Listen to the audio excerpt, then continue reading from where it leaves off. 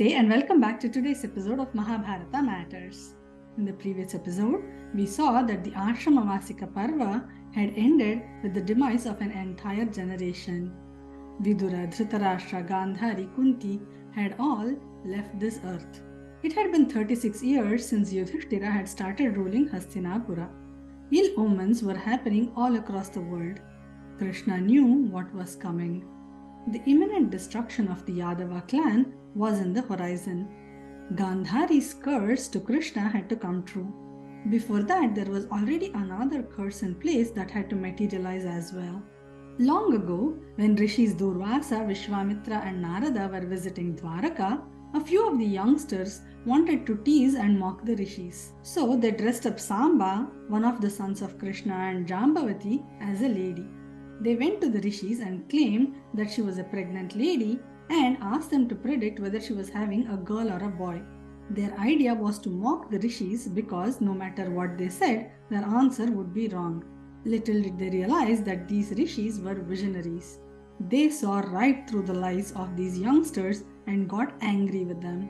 They said, "This boy dressed in the garb of a lady will give birth to an iron Mausala, a club, and that Mausala will become the cause for the destruction of your entire clan."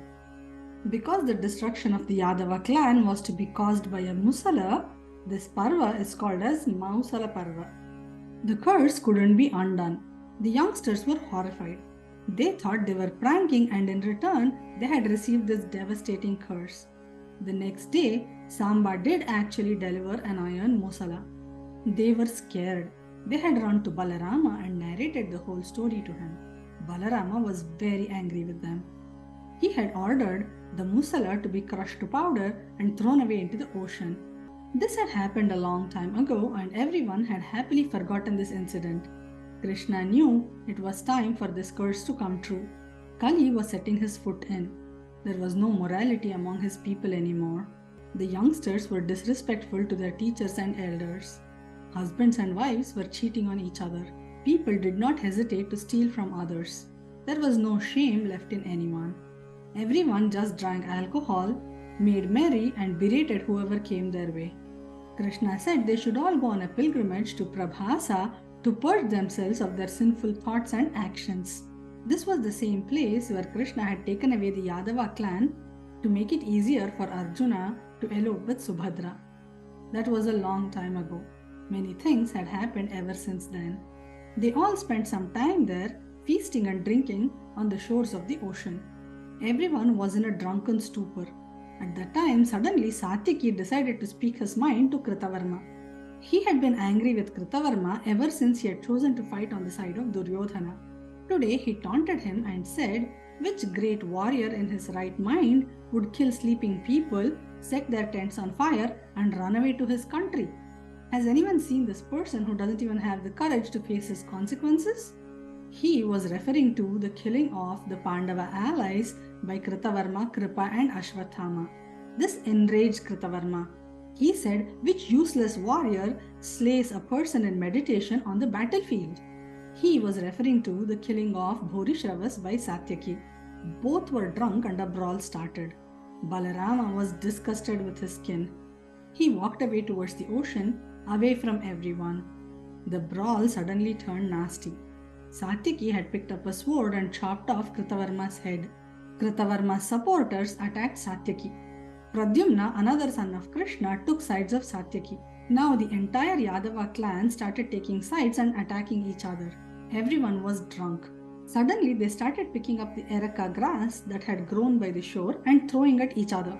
Strangely, the blades of the grass had razor-sharp edges, and whoever was struck by it was dying. The powdered Mausala had washed ashore and had grown into the areca grass around the shores at Prabhasa. It was these blades of grass that were killing the Yādavas. The curse of the rishis was coming true. Krishna was disgusted at the behavior of the Yādavas. He picked up a fistful of the same areca grass and threw it at the remaining Yādavas. Within a matter of moments, the entire clan had destroyed itself. Gandhari's curse was coming true. Only Krishna, Balarama and Krishna's charioteer Daruka were left. Krishna said to Daruka, "Go and inform Arjuna about the tragedy of the Yādavas. Tell him about the 2 curses as well. Ask him to come and rescue the women and children at Dwaraka. He then went to his father Vasudeva and said, Arjuna will come and rescue everyone from Dwaraka. I have to go now. He went away looking for Balarama. He found Balarama sitting in a deep meditative state by the ocean. Even as he was approaching Balarama, a humongous white multi-headed serpent ensued out of Balarama's mouth and entered into the ocean.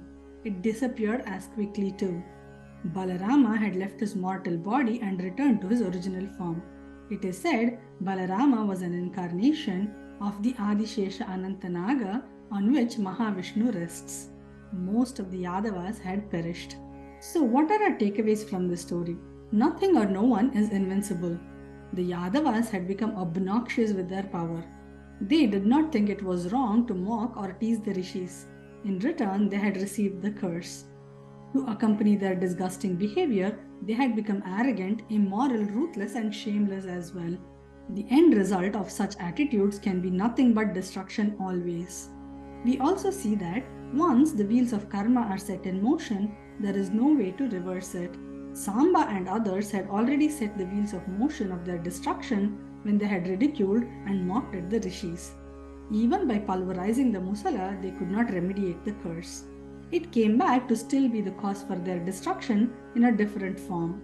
As they say in the restaurant of karma, we get served what we deserve. So, if we desire better results, might as well sow better seeds.